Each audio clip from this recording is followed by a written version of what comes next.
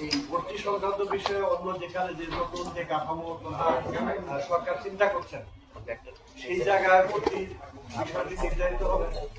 আর তাদের যদি কোনো প্রয়োজনীয় সহায়তা লাগে সেটি বিশ্ববিদ্যালয় দিতে সম্মত আছে যদি তারা সেটা দিতে চায়। আর চলমান পরীক্ষাগুলোকে আমরা চালাতে চাই, সেটা যদি ছাত্ররা সম্মত থাকে তাহলে এই ডেটগুলা ঠিক রেখে দুই একটি পরীক্ষার তারিখ পরিবর্তন হয়েছে সেটিও আমরা অবস্থা দেখে ডেটগুলা নতুন করে দেওয়ার কথা বলেছি। আশা করি সেটা অতিরিক্ত সম্ভব হবে যদি আমাদের পরীক্ষার্থীরা যদি এটাতে তাদের ভিন্ন কোনো মত না থাকে। তাদের চলমান আন্দোলনের সাথে এই দাবি দেওয়ার সাথে পরীক্ষাগুলা একটু ভিন্নতা, কারণ পরীক্ষা সবসময় কার্যসূচির আওতায় বাইরে থাকে, কিন্তু ওরা যদি সেটাতে সম্মত থাকে তাহলে আমরা অবশ্যই পরীক্ষাগুলা চালাতে চাই। আর কি বিষয়ে আপনাদের সিদ্ধান্ত একটু পরে যে ব্রিফিং করবেন সেই ব্রিফিংটা নিয়ে বলতে হবে শিক্ষার্থীদের সাথে ওই জায়গাটা আমি বলি, আমি ওই জায়গাটা এখনো যেহেতু সিদ্ধান্ত লিখিত যে স্টেটমেন্টটা সেটা আমার হাতে এখনো আসেনি, আমরা এখানে যেটা সম্মত হয়েছি সেই জায়গাগুলো এখানে দিয়ে আসছি। ওনারা লিখিত শেষ হইলে আমাদের ইয়েতে পাঠিয়ে দেবে, তখন আমরা এটা এই যে প্রেস রিলিজ আকারে দিয়ে দিতে পারবো।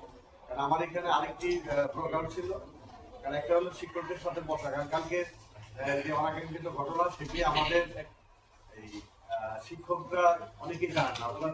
আমাদের সাথে কালকে বিশেষ করে হোস্টেল সুপার সহ 10 থেকে 12 জন শিক্ষক সারা ছিলাম আমরা। বাকি শিক্ষকদেরকে বিষয়টা অবহিত করা খুবই জরুরি ছিল। এই জন্য আমি শিক্ষক পরিষদকে বলেছিলাম যে 10:30 একটা জরুরি সভা দেওয়ার জন্য। সেই ক্ষেত্রে একটু সময় লাগছে যে আমরা 11টায় শুরু করতে পারি। এটা মাঝখানে রেখেই আমি আবার 12:30টার দিকে ওই মিটিংয়ে চলে গেলাম। ওইখান থেকে যে আলোচনাগুলো হয়েছে সেগুলো আমরা শুনে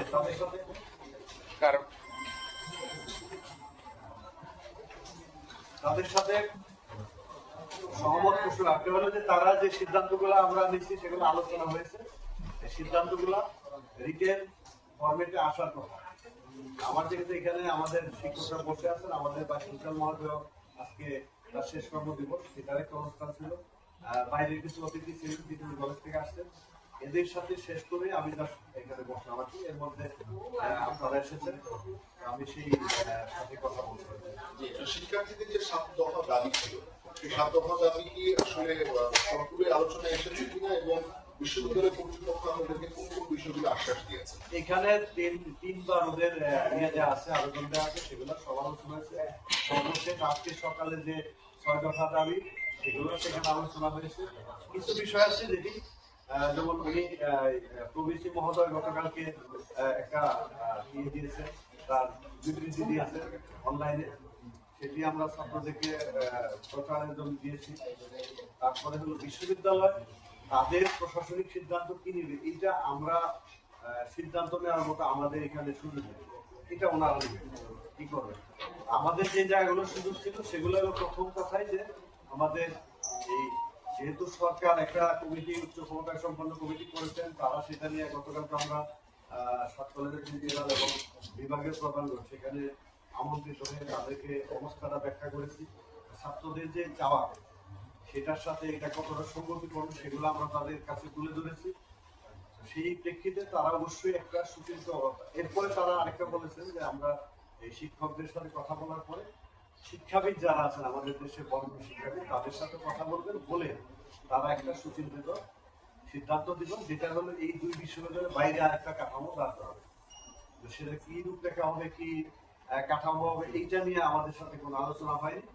আমরা ওই পর্যন্ত আমরা শুধু সমস্যাগুলো কি হয়েছে আর এটা সমাধান করা বিষয়টি আলোচনায় এনেছি এবং আমরা রিটেন দিয়েছি। একটা বিষয় জানার ছিল স্যার, আপনি 7টা কথা দাবির কথা বলছেন, সেখানে একটা দাবি ছিল যে উপ উপাচার্য মহোদয়ের পদত্যাগ।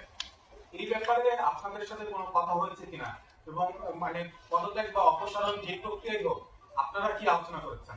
এইটা এই বিষয়টা আমরা যেটা হলো যে ছাত্রদের দাবি যেটা সেটাই ওইখানে উত্থাপিত হয়েছে পুরোটাই 6 দফা। সেখানে ওই জায়গাটা আমাদের এখতিয়ারের বহির্ভূত, আমরা ওই জায়গায় এটা সিদ্ধান্ত দিতে পারি না। সিদ্ধান্ত ঢাকা বিশ্ববিদ্যালয় কর্তৃপক্ষ তাদের যে সিনিয়র সিন্ডিকেট আছে সেগুলাতে এই বিষয়গুলো সিদ্ধান্ত হয়। আমাদের ছাত্রদের যে প্রস্তাবনা দাবি দেওয়া সেটা অবশ্যই এখানে আলোচিত হয়েছে।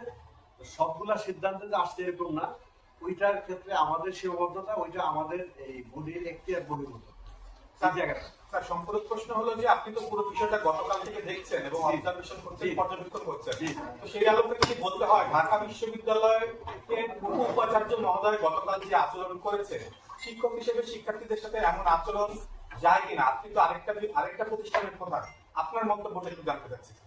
আমরা সবসময় বলি যে ছাত্র শিক্ষক সম্পর্ক অবশ্যই খুব সুমধুর হওয়া উচিত, এই অর্থে যে যেখানে জ্ঞান দান এবং গ্রহণের বিষয় আছে সেখানে তাদের মধ্যে একটা আন্তরিকতাপূর্ণ সম্পর্ক থাকা উচিত। এখন আমাদের ছেলেদের সাথে আমরা যেভাবে ডিল করি, ওনারা ওনাদের ছেলেদের সাথে যেভাবে ডিল করে, দুই প্রতিষ্ঠানের ছেলেদের সাথে একই রকম আচরণ হওয়া উচিত, কিন্তু সেটা তারা তাদেরকে কিভাবে ফেস করে আমরা জানি না। ঘটনাটি ওদের মুখে এবং মিডিয়াতে এসেছে, সেটা হয়তো আপনারা দেখেছেন। আমি যেটা বলবো যে এটা অনাকাঙ্ক্ষিত, এরকম অনভিজ্ঞত ঘটনা কারোর জন্যই কাম্য না। স্যার, তাহলে কি মানে জাতীয় বিশ্ববিদ্যালয়ের আন্ডারে তো যাচ্ছে না? না না, এটা কি কেন্দ্রীয় বিশ্ববিদ্যালয়ের বাইরে? বাইরে মানে না জাতীয় বিশ্ববিদ্যালয়, না ঢাকা বিশ্ববিদ্যালয়। আচ্ছা, এর বাইরে তারা একটা অবশ্যই সুচিন্তিত মত দিবে। যে কমিটি আছে, দুজনকে আমি অন্তত কালকে পেয়েছি, বিশেষ করে ফায়ার স্যার এবং তানজিম স্যার, অত্যন্ত কি বলবো, আমি বিশ্বাস করি যে ওনারা খুবই জ্ঞানী মানুষ এবং তারা অত্যন্ত দক্ষ এবং সমাজে অনেক সর্বজনের কাছে গ্রহণযোগ্য মানুষ। তারা অবশ্যই এই বিবেচনায় বিষয়টা নেবেন, যাতে এই দুই ধারার মাঝখানে আরেকটি সুন্দর প্রতিষ্ঠান গড়ে ওঠে, যেটি সত্যি সত্যি ছাত্রদের কল্যাণের জন্য কাজ করে। বাইরে আরেকটা প্রতিষ্ঠান গড়ে উঠবে, কিন্তু এরই মধ্যে কিন্তু বিভিন্ন বিশ্ববিদ্যালয়ের ভর্তি কার্যক্রম কিন্তু শুরু হয়েছে। আপনাদের আলোচনার মধ্যে দিয়ে কোনো সুনির্দিষ্ট সময়সীমা বেঁধে দেওয়া হচ্ছে কিনা, বা আপনারা কোন পরিকল্পনা করেছেন কিনা যে আগামী 2-1 মাসের মধ্যে বা 10-15 দিনের মধ্যে ভর্তি কার্যক্রম সহ সামগ্রিকভাবে ফলাফল দেওয়া সবকিছু নতুন সেই বিশ্ববিদ্যালয় বা যে শিক্ষা প্রতিষ্ঠানে হোক না কেন সেই বিশ্ববিদ্যালয় প্রতিষ্ঠানের আন্ডারে আপনারা করবেন? এইটা আলোচনায় আসেনি কেন? কারণ কালকে প্রেক্ষাপটের আগে আমরা তাদের সাথে বসেছিলাম। আজকের প্রেক্ষাপট হলে আমরা অবশ্যই এটা নিয়ে একটা সময় চাওয়ার সুযোগ ছিল। এখন যদি আমাদের সাথে কথা হয়, আমরা অবশ্যই এই বিষয়টি বলবো যে যত দ্রুততার সাথে এই ভর্তি প্রক্রিয়াটি তারা করে, না হলে একটি সেশন গ্যাপ হয়ে গেলে এটা কিন্তু রিকভারি করতে অনেক সময় লাগে। এই জায়গাটা যাতে বিঘ্নিত না হয়, সেটা আমরা অবশ্যই তাদের সাথে যোগাযোগ করবো এবং বলবো। স্যার, এখানে আমরা দেখলাম যে এই যে 7 কলেজের অধিভুক্তির বিষয়টি, এটি সৃষ্টি হওয়ার পর থেকে কোন সুফল কি এখন পর্যন্ত দেখা গেছে? আমরা তো প্রতি বছর পুরো একটা জটিলতা দেখে যাচ্ছি। এই যে অধিভুক্তি এর বিষয়টা, এই যে পরিকল্পনাটা, এইটাকে একটু মূল্যায়ন করবেন যে আসলে কার মাথা থেকে বুদ্ধিটা আসলো, আর এটার ফলাফলটা কি, এবং এটার সাফারিংসটা আসলে কবে শেষ হবে? আসলে কার মাথা থেকে এসেছে এটা আমরা অবশ্য কেউই জানি না। কালকে একটি প্রশ্নের উত্তর আমিও দিতে পারিনি। সেটি হলো এই সংক্রান্ত যে প্রজ্ঞাপন, সেটি আমরা কেউই দেখিনি। এইটার একটা ধারণা বলা যায়, সেটা হলো যে দুই বিশ্ববিদ্যালয়, জাতীয় বিশ্ববিদ্যালয়, ঢাকা বিশ্ববিদ্যালয় তৎকালীন যে ভাইস চ্যান্সেলর মহোদয়রা ছিলেন, তাদের মনস্তাত্ত্বিক দ্বন্দ্বের একটা ফসল, যেটি রাষ্ট্রের সর্বোচ্চ পর্যায় থেকে চাপিয়ে দেওয়া বিষয় ছিল। তখন আমরা যেটা আশান্বিত ছিলাম, আশার যে জায়গাটা ছিল যে ঢাকা বিশ্ববিদ্যালয় আমরা বলি প্রাচ্যের অক্সফোর্ড, তো সেটার সার্টিফিকেট পেলে ছাত্র অবশ্যই গর্বিত হবে। আমরা সেটা একটা পার্ট কাজ করতে পারছি, সেটাও মনে করেছিলাম যে এটা একটা ভালো উদ্যোগ। কিন্তু এটা খুব শীঘ্রই আমরা আশাহত হয়েছি, কারণ এখানে যে অবস্থাগুলো, এটা তো আপনারা বলছেন, এই অবস্থাগুলো কারো কাছে কাম্য না। কারণ ছাত্রদের বিড়ম্বনা, শিক্ষকদের বিড়ম্বনা, সর্বোপরি ঢাকা বিশ্ববিদ্যালয়ের ছাত্ররা এই জিনিসটা চায় না, শিক্ষকদেরও একটা অংশ এই বিষয়টি চায় না। এটা যেভাবে ঘটে গেছে সেটা হলো কোন রকম বিচার বিশ্লেষণ না করে, তো এইবারে একটা আশার জায়গা, সেটা হলো যে একটা অন্তত কমিটি হচ্ছে উচ্চ ক্ষমতা সম্পন্ন, যারা এটা নিয়ে অন্তত চিন্তা করছেন, এর স্টেক হোল্ডার যারা, তাদের সবার সাথে কথা বলার চেষ্টা করছেন। তার ভিত্তিতে তারা যদি একটা তৈরি করেন, সেটা মনে কাঠামো বেটার কিছু আমরা আশা করতে পারি। আর এরপরে আশা হতে হবে কিনা সেটা অবশ্য অদূর ভবিষ্যৎ বলে দিবে। সাত কলেজের এই দাবি তো স্যার দীর্ঘদিন ধরেই ছিল, তারপরেও গতকালকের মতো একটা অনাকাঙ্ক্ষিত ঘটনার প্রেক্ষিতে আপনারা আবারও বসতে বাধ্য হচ্ছেন, শিক্ষার্থীদের সাথে আলোচনা করতে বাধ্য হচ্ছেন। তো এই বিষয়টা কি স্যার, বিষয়টা কি এরকম হয়ে গেল না যে সহিংসতায় কোনো দাবি আন্দোলনের চূড়ান্ত রূপ, বিষয়টা কি এরকম? না, এইটা ওনারাও একটা পর্যায়ে, এই যে কালকে যেটা হচ্ছে সেটা তো আমি বললাম অনাকাঙ্ক্ষিত, অনভিপ্রেত, আর এটি ঘটবে এটা নিশ্চিত ছিল। এই জন্য বলছি এই সাত কলেজ দিয়ে যখনই আন্দোলন একটা পর্যায়ে আমাদের বিশেষ করে গণঅভ্যুত্থানের পরে, তখন কিন্তু আমাদের প্রথম বসা ছিল জাতীয় বিশ্ববিদ্যালয়ের সাথে। এর কারণটা ছিল ঢাকা বিশ্ববিদ্যালয়ের ছাত্র আন্দোলন করছে, সাত কলেজ আন্দোলন করছে, দুই পক্ষই এটার বিপক্ষে। তাহলে থার্ড একটা ভ্যালু ছিল জাতীয় বিশ্ববিদ্যালয়। ওনারা যখন যোগাযোগ করে, আমি স্পষ্ট বলেছি আমরা চাকরি করি মন্ত্রণালয়ের অধীনে, আমাদের সুপারভাইজিং অথরিটি হলো আমাদের ডাইরেক্টর জেনারেল। ওনাদের মাধ্যমে না হইলে আমরা এখানে যেতে পারি না। তো পরে ওনার ডিজি মহোদয় বলছেন উনি নিজে থাকবেন, কারণ হলো ওটা ছিল একটা থার্ড ভ্যালু। সেখানে ওই কথাটা আসছে যে নো জাতীয় বিশ্ববিদ্যালয়, নো ঢাকা ইউনিভার্সিটি। তাহলে কি হতে পারে? তো সেই ক্ষেত্রে আমার একেবারে সুনির্দিষ্ট প্রস্তাবনা ছিল যে এই প্রধান স্টেক হোল্ডার হল ছাত্ররা, সুতরাং এই কর্তৃপক্ষ যে যেখানে আলোচনা করবে তারা যেন ছাত্রদের সাথে বসে। দ্বিতীয় দফায় সাত কলেজ নিয়ে আরেকটি কমিটি হলো মন্ত্রণালয়ে, সেটি তো আমি সদস্য ছিলাম।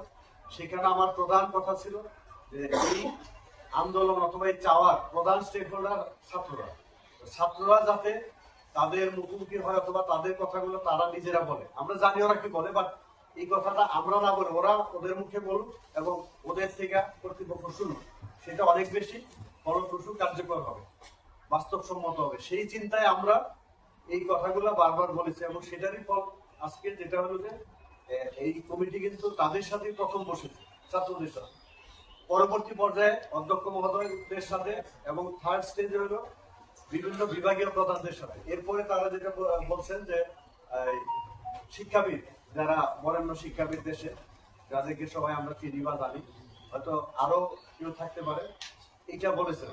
তো সেই কারণে আমরা আশাবাদী যে আশা করি যে একটা ভালো প্রতিষ্ঠান তারা উপহার দিতে পারবেন জাতির সামনে। স্যার এই যে সর্বশেষ চারটা এবার সময় দেওয়া হয়েছে। ওকে, থ্যাংক ইউ। চারটা করে তো সময় দেওয়া হয়েছিল, এরপর থেকে আসলে আপনাদের কার্যক্রম আমরা এসে যেটা হয়েছে ছাত্রদের সাথে যোগাযোগ করেছি, তাদের নিয়ে আমরা 5টায় বসে তাদের কালকে কথাবার্তা আমরা কিন্তু রাত 3টার সময় মিটিং করছি ছাত্রদের নিয়ে ঘটনার পরে। আজকে আবার বলবো তাদের ওইখানে যেটা বলেছে সেটা, আর এখানে তাদের মতামত। কারণ আমরা এরপরে স্টেপগুলা কোনোভাবে ওদের খারাপ নেওয়া সেরকম কোনো চিন্তায় আমরা নাই। এই জায়গাটা আমরা একেবারে সুস্পষ্ট ভাবে বলছি, পরীক্ষার্থী পরীক্ষা দিবে, তারা চায় তাহলে পরীক্ষা নেওয়া সম্ভব। এটাই হলো আমাদের মূল কথা। এবার যারা অ্যাডমিশন টেস্ট দিবে তাদের জন্য কোনো ধরনের ব্যবস্থা গ্রহণ করা হচ্ছে কিনা, তারা কিভাবে পরীক্ষা দিবে? এডমিশন টেস্ট এটা তো এখনো ওই যে নতুন কাঠামোর বাইরে সরকারি কোনো ব্যবস্থা নেওয়া হয়নি। এখন নতুন ভাবে প্রশ্ন এটা উঠতেই পারে যে তাহলে তারা কোথায় ভর্তি হবে। ওই নতুন কাঠামো যেটা হবে এরা এই ভর্তি দিয়ে শুরু করবে, তারপরে আস্তে আস্তে বাকিদেরকে। আগের বার যেটা হয়েছিল একদিনে সব চলে গেছে ঢাকা বিশ্ববিদ্যালয়, এইবার সেটা হইতে হইলো আগে ওইটা হইতে হবে যে কাঠামো, তারপরে এদেরকে ধাপে ধাপে নেয়া অথবা একবারে নেয়া। সেটা হলো শুধু চলমান পরীক্ষাটা নিয়ে আমরা কথা বলছি। আপনি একটু নতুন কাঠামোটা নিয়ে একটু বলেন। আপনি বলছেন যে ঢাকা বিশ্ববিদ্যালয় জাতীয় বিশ্ববিদ্যালয়ের বাইরে কোনো হয়নি, কিন্তু আপনার তো নিশ্চয়ই যেহেতু বলছেন যে ভালো একটা প্রতিষ্ঠান হবে, তার মানে আপনি তো কিছু না কিছু আমাদেরকে বলতে পারবেন যে কি ধরনের সাত কলেজ কি একসাথে থাকবে কিনা, এই কাঠামোটা নিয়ে ফরম্যাটটা কেমন হবে, তাদের সার্টিফিকেট গুলো কিভাবে আসবে, কারা দিবে। এইটা নিয়ে ছেলেদেরকে একটা নাম মিডিয়াতে আসছে, সিটি বিশ্ববিদ্যালয়, সেন্ট্রাল বিশ্ববিদ্যালয়, ওইটা নিয়ে আমাদের ঢাকা বিশ্ববিদ্যালয় শিক্ষকরা যারা এখানে বক্তৃতা দিয়েছেন তারাও বলছেন নাম যাই হোক। আমাদের শিক্ষা প্রতিষ্ঠা মহোদয় এসেছিলেন, উনিও বলছিলেন যে নামই হোক, সেটাও হয়তো তারা ছাত্রদের কাছে বা বিভিন্ন মহলের কাছে নাম চাইতে পারে। তারা এরকম একটা প্রতিষ্ঠানের কথা চিন্তা করেছেন বলে একটা কমিটি গঠন করেছে। তারাও স্পষ্টভাবে বলেছেন যে ঢাকা বিশ্ববিদ্যালয় এবং জাতীয় বিশ্ববিদ্যালয়ের বাইরে আলাদা একটা প্রতিষ্ঠান গড়ে তোলা। কলেজ মিলে কি একটা হবে নাকি